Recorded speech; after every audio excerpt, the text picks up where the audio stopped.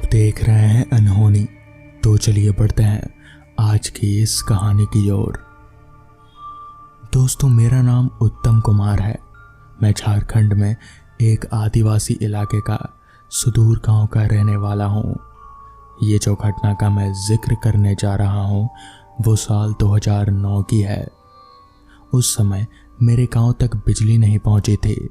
2016 में जाकर हमें बिजली देखने को मिली। उससे पहले मेरे गांव में रात में घनघोर अंधेरा छा जाता था। शाम को अंधेरा होते ही बहुत कम लोग बाहर देखने को मिलते थे। मेरा गांव थोड़ा नक्सली इलाके में भी आता है, इसलिए भी लोग शाम होते ही घरों में घुस जाते थे। घटना बरसात के दिनों की है। एक दिन मैं अपनी साइकिल से कुछ सामान खरीदने एक छोटे सा मार्केट गया था, जो कि लगभग 9 से 10 किलोमीटर दूर है मेरे घर से। सामान खरीदते खरीदते पता ही नहीं चला कि कब अंधेरा हो गया। अंधेरा होते ही बारिश भी शुरू हो गई। ऐसी बारिश जो रुकने का नाम नहीं ले रहे थे। बारिश के चलते मुझे दुकान के सामने रुकना पड़ा। रात के करीब 9:30-10 बज गए। उस समय भी बारिश थोड़ी कमी नहीं। जब तक पूरी तरह से बारिश रुक ना जाए मैं जा नहीं सकता था, इसलिए मजबूरी में मुझे रुकना पड़ रहा था। लगभग 10 बजे मार्केट पूरा सुनसान हो रहा था। मैं अकेले वहां खड़ा अपने साइकिल और सामान के साथ था। फिर रात के करीब 10:30 बजे जाकर बारिश पूरी तरह से रुक गई। मैं खुश होकर भगवान का शुक्रिया अदा कर रहा था, लेकिन मुझे क्या पता था आगे जो होने वाला है उसके बारे में। बारिश रुकते ही मैं घर जाने लगा, लेकिन कीचड़ और पत्थर होने के कारण मैं ज़्यादा स्पीड से नहीं जा पा रहा था। ऊपर से एक हाथ में टॉर्च लाइट और दूसरे हाथ में हैंडल। कुछ देर जाते ही मेरी नसीब ने मुझे धोखा दे दिया। लगभग 1 से 2 किलोमीटर के बाद मेरी साइकिल का टायर फट गया। मेरे पास कोई और चारा नहीं था सिवाय साइकिल और सामान को ठेल कर ले जाने के अलावा। बरसात के दिनों में रात के करीब 11:30 हो गए थे, जो कि काफ़ी डरावने पल होते हैं। मुझे भी डर लग रहा था और मुझे अभी 5-6 किलोमीटर पैदल घर जाना था। गांव पहुंचने में 2-3 किलोमीटर बाकी था और टाइम करीब रात के 12:30 बजे का हो रहा था। उस समय मुझे कुछ बारात में बजने वाले बैंड की आवाज़ सुनाई दी। मैं खुश हो गया और सोचने लगा, चलो लोग हैं इधर और ऊपर से बाराती। मेरा डर तो जैसे ख़त्म होने लगा था। जैसे जैसे मैं करीब जा रहा था मुझे आवाज़ जोर की सुनाई दे रही थी। मैं खुशी से जा रहा था, लेकिन ये जो खुशी थी वो डर में बदलने वाली थी। मुझे ज़रा भी अंदाज़ा नहीं था। जैसे ही मैंने करीब पहुंचा, जो मैंने देखा उसे देखकर मेरे पैरों तले ज़मीन खिसक गई। मैंने देखा कि जो बाराती थे उनमें से किसी के भी सर नहीं थे, बिना सर और उल्टे पैर। उन्हें देखकर मैं तो बहुत डर गया। मैं इतना डर गया कि मैंने साइकिल और सामान छोड़कर ज़ोर से अपने गांव की तरफ भागने लगा। 2 किलोमीटर का रास्ता मैंने 10-15 मिनट में ही तय कर लिया था। घर पहुंचते ही मैंने माँ और अपने पिताजी को सब बताया। वो भी सुनकर हैरान हो गए। उन्होंने साइकिल और सामान के बारे में पूछा तो मैंने बताया कि मैंने डर के मारे सब छोड़ छाड़ कर भाग आया है। फिर हमने तय किया कि सुबह जल्दी जाकर देखेंगे। अगर नसीब अच्छा हुआ तो सामान और साइकिल दोनों मिल जाएंगे। फिर मैं और पिताजी दोनों सुबह सुबह उस जगह पर गए जहां साइकिल और सामान छोड़कर मैं भागा था। वहां जाकर देखा तो साइकिल और बिखरा हुआ सामान हमें मिला। फिर पिताजी ने पूछा, कहाँ तुमने वो बिना सर और उल्टे पैर वाले भूतों को देखा था? मैं वहाँ पर उनको ले गया तो वहाँ पर कुछ बड़े बड़े पैरों के निशान मिले। फिर हम लोग साइकिल लेकर घर आ गए। उस रात शायद मेरा नसीब ही बढ़िया था जो मैं बच गया, या फिर मेरा नसीब ही खराब था जिस वजह से मैं उन भूतों से मिला। तो दोस्तों, ये थी आज की पहली कहानी। तो चलिए बढ़ते हैं आज की दूसरी कहानी की ओर। भूत प्रेत इन सब बातों पर मैं विश्वास नहीं करता था, मगर तब तक जब तक मेरा इनसे सामना नहीं हुआ। इस घटना के बाद मेरे अंदर भूत प्रेत को लेकर इतना डर बैठ गया है कि आज भी मैं अकेले अंधेरे में रहने से डरता हूँ। घने अंधेरे में मुझे ऐसे लगता है कि कोई मेरे अगल बगल है जिसे मैं देख नहीं सकता, मगर महसूस जरूर कर सकता हूँ। 1985 ये वो साल था जिसे मैं अपने जीवन का सबसे मनहूस साल मानता हूँ। दरअसल हुआ कुछ यूं था कि एक शाम घर पर बैठे बैठे मैं काफी बोर हो रहा था, जिस कारण मैंने साइकिल उठाया और दूसरे गांव की तरफ चलता बना। असल में मेरे में एक बात अजीब थी कि मेरे सारे दोस्त मेरे गांव के नहीं बल्कि दूसरे गांव के थे और मैं काफी दिनों से उनसे मिला भी नहीं था।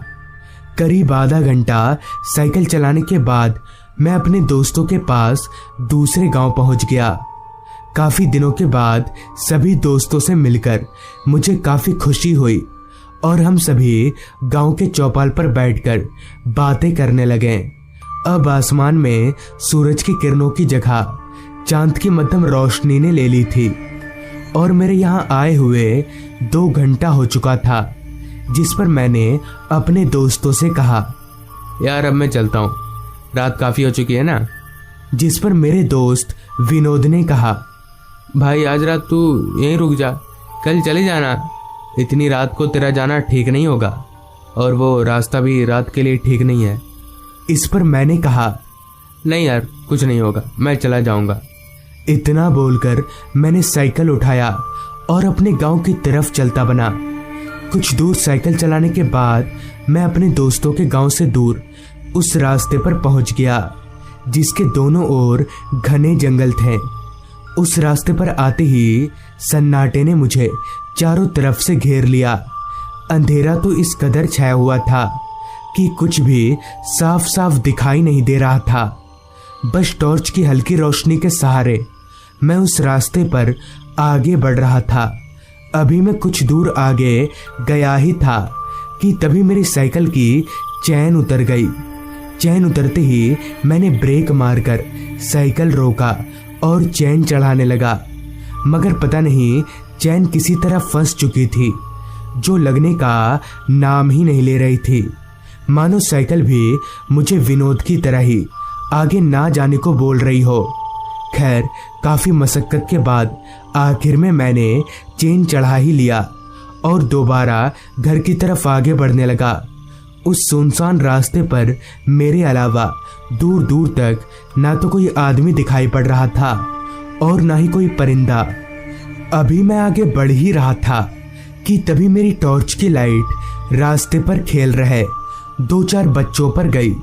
इतनी रात गए इन बच्चों को खेलता देख मैं एकदम से सहम गया कि भला ये बच्चे आए कहाँ से। यहाँ तो दूर दूर तक ना तो कोई घर है और ना ही कोई बस्ती। उन बच्चों को देखकर मैंने एकदम से साइकिल रोक दिया।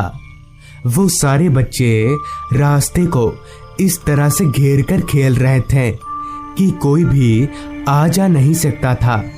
अभी मैं खड़े खड़े देख ही रहा था कि तभी मुझे पीछे से आवाज आई, चाचा साइकिल में नहीं बिठाओगे मुझे? मुझे ये आवाज थोड़ी जानी पहचानी सी लगी। मैंने जैसे ही पीछे पलटकर देखा तो मेरा पूरा शरीर कांपने लगा। डर के मारे मेरे हाथ पैर फूलने लगे। दरअसल जब मैं पीछे पलटा तो ठीक मेरे सामने मेरा 6 साल का भतीजा पिंटू खड़ा था। मगर ये कैसे हो सकता है? पिंटू तो 3 साल पहले ही मर चुका है। असल में पिंटू 3 साल पहले लापता हो गया था और उसकी डेथ बॉडी इसी जंगल में मिली थी। और मुझे अच्छे से याद है पिंटू के साथ साथ गांव के और भी बच्चे लापता हुए थे और उनकी डेथ बॉडी भी पिंटू की तरह ही इसी जंगल से मिली थी। इसका मतलब यहाँ पर जितने बच्चे हैं वो सभी भूत हैं। अभी मैं खड़े खड़े ये सोच ही रहा था कि पिंटू को क्या जवाब दूं कि तभी पिंटू दोबारा से बोला, क्या हुआ चाचा, आप मुझे साइकिल पर नहीं बिठाइएगा? इतना बोलकर पिंटू मेरे पास आकर खड़ा हो गया। जब मैंने ध्यान से पिंटू की तरफ देखा तो वो रो रहा था। उसे इस तरह से रोता हुआ देख मेरी भी आंखों से पानी निकल आया। आखिर पिंटू था तो मेरा ही भतीजा। कुछ देर चुप रहने के बाद पिंटू ने फिर से कहा, चाचा, मुझे आप लोगों की बहुत याद आती है, मगर मैं आप लोगों के पास अब नहीं आ सकता क्योंकि मैं मर चुका हूँ।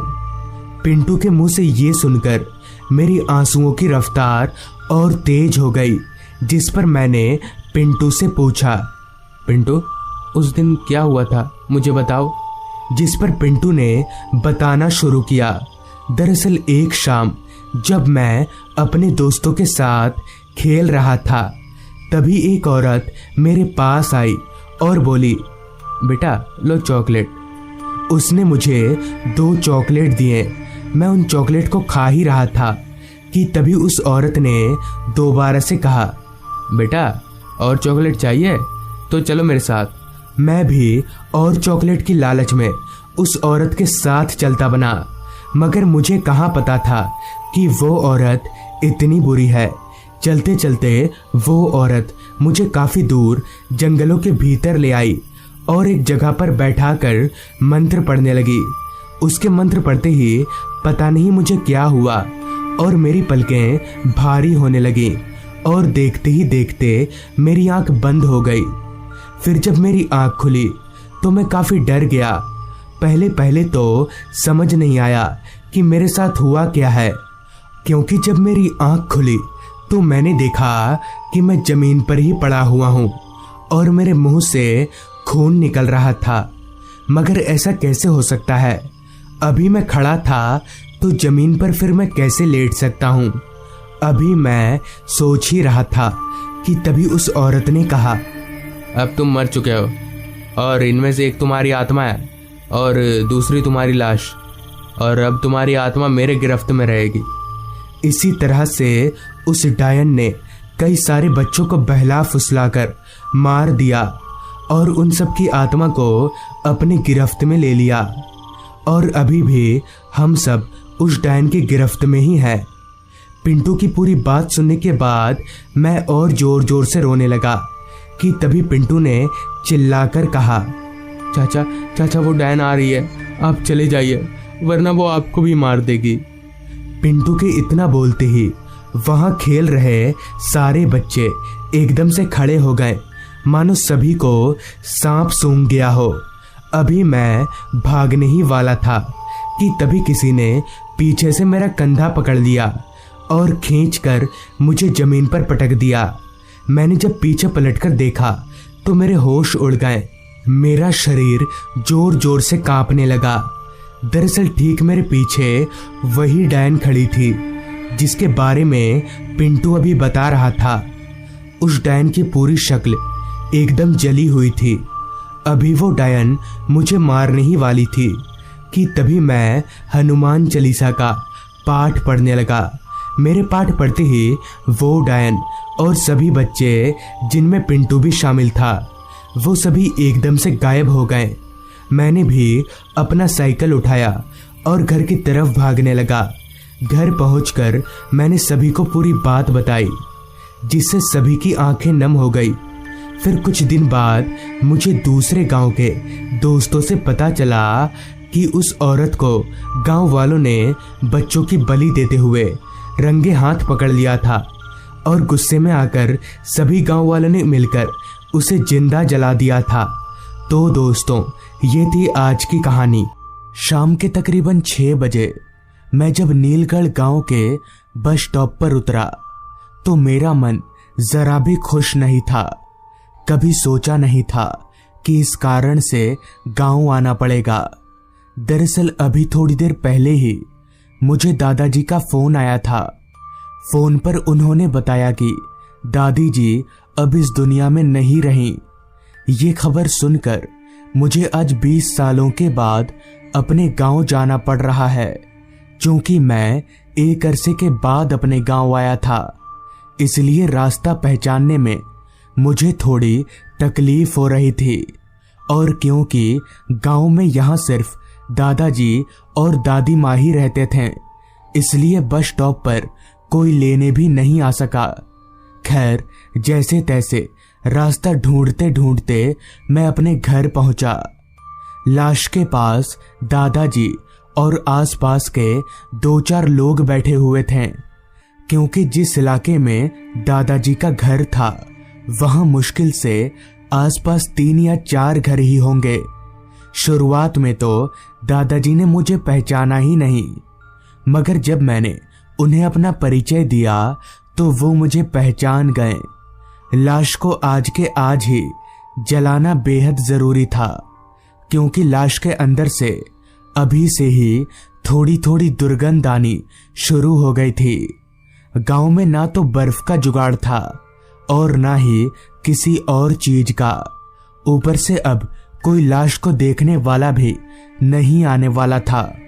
वहां मौजूद सारे लोगों से जैसे ही मैंने इस वक्त लाश को शमशान ले जाने की बात कही तो सारे के सारे एकदम से पीछे हट गए। उनका कहना था कि आज अमावस की रात है और अमावस की रात शमशान में जाना ठीक नहीं होगा। मैंने उन्हें समझाने की बहुत कोशिश की, मगर उनमें से कोई भी शमशान जाने को राजी नहीं हुआ। शाम धीरे धीरे रात में तब्दील हो रही थी। समझ नहीं आ रहा था कि अब क्या करूं, अकेले लाश को शमशान कैसे ले जाऊं। तभी मेरे दिमाग में एक आइडिया आया, जिसका जिक्र करते हुए मैंने वहां मौजूद लोगों से कहा, अच्छा, आप लोग शमशान नहीं जा सकते ना, पर एक ठेला गाड़ी का तो इंतजाम कर सकते हैं। मेरे इतना कहने पर गांव वालों ने एक ठेले वाले को किसी तरह ज्यादा पैसों का लालच देकर शमशान जाने के लिए हाँ बुलवा दिया। ठेले वाला अपना ठेला लेकर दरवाजे के ठीक बाहर खड़ा था। फिर मैंने और 2-4 लोगों ने मिलकर लाश को ठेले में चढ़ा दिया। लाश का चेहरा अभी भी कफन से ढका हुआ था, क्योंकि मैं एक ही बार शमशान में जाकर ही दादी जी का चेहरा देखने वाला था। लाश को ठेले पर चढ़ाने के बाद जो जगह बची वहां मैं बैठ गया और ठेला गाड़ी शमशान की तरफ चल पड़ी। ठेले वाला सामने की ओर बैठकर तेजी से पैडल मार रहा था, जैसे उसे शमशान पहुंचने की जल्दी हो। जिस पर मैंने उस ठेले वाले से कहा, आराम से चलाओ यार, इतनी जल्दी क्या है। इस पर ठेले वाला बोला, साहब रात होने वाली है, जितना जल्दी शमशान जाकर वापस आ जाएंगे हमारे लिए उतना अच्छा है। आज अमावस की रात है ना। खैर, मैं इन सब तकियानुसी बातों पर विश्वास तो करता नहीं था, लिहाजा मैं चुपचाप ठेले पर ही बैठा रहा। मैंने अपने एक हाथ से लाश के कफन को पकड़कर रखा था, ताकि तेज हवा के चलते कफन उड़ ना जाए। ठेला गाड़ी गांव के उस कच्चे रास्ते पर पूरी रफ्तार से चल रही थी। रास्ता इस कदर खाली था कि अगर उस रास्ते पर किसी का एक्सीडेंट हो जाए तो पानी पिलाने वाला भी कोई नहीं मिलेगा।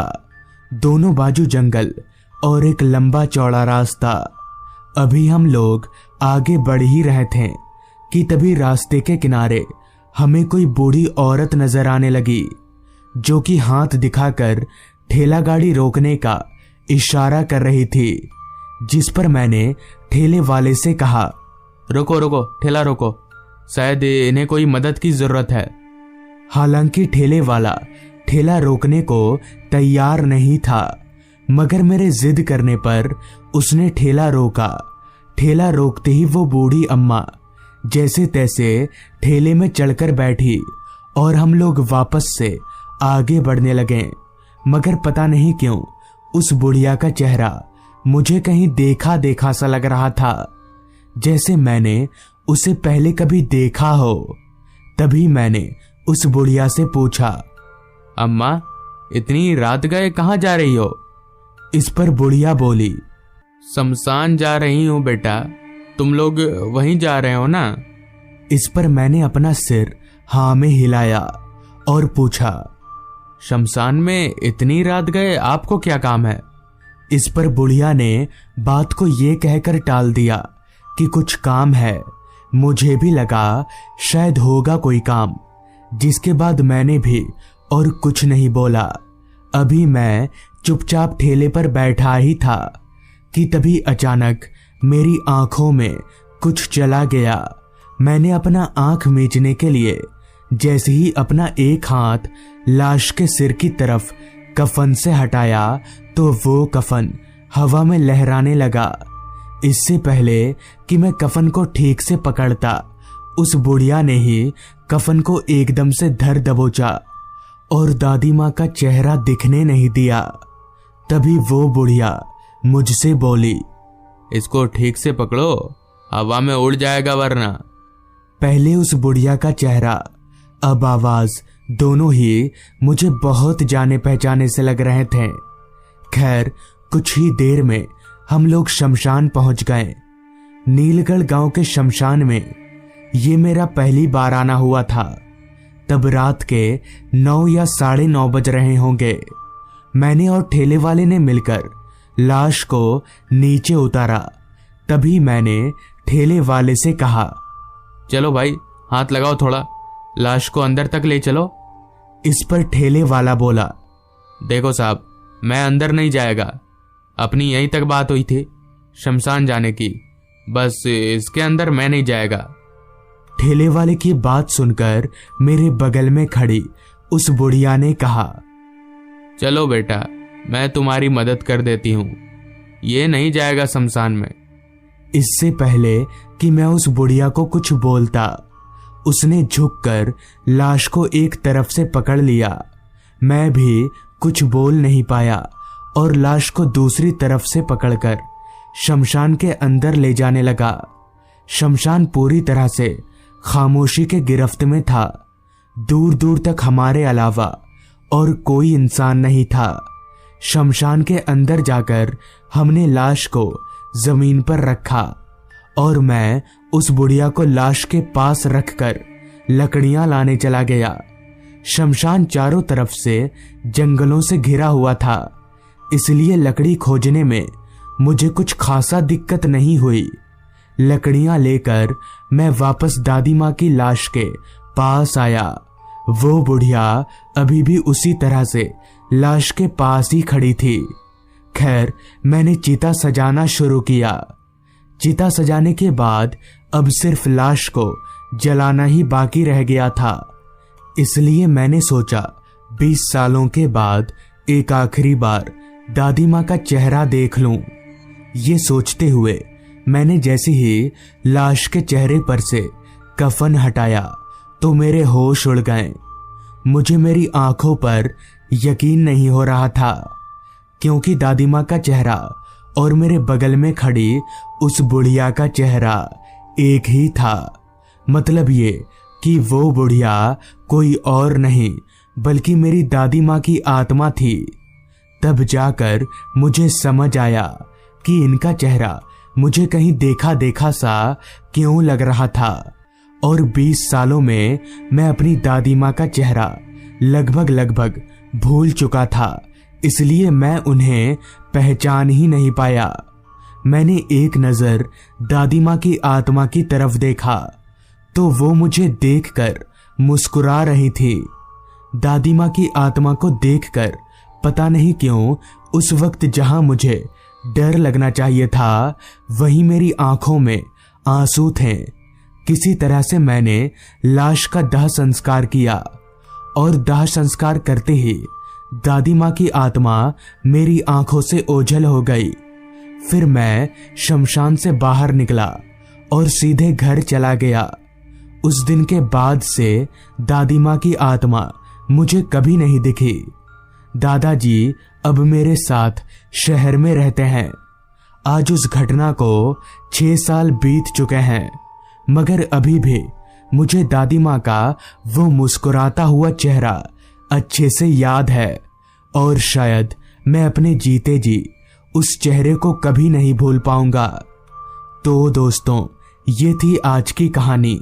अगर आपको ये कहानी पसंद आई हो तो चैनल को ज़रूर सब्सक्राइब कर लें। तो मैं आपका दोस्त आर्यन जल्द ही मिलूंगा आपसे ऐसी ही एक कहानी के साथ।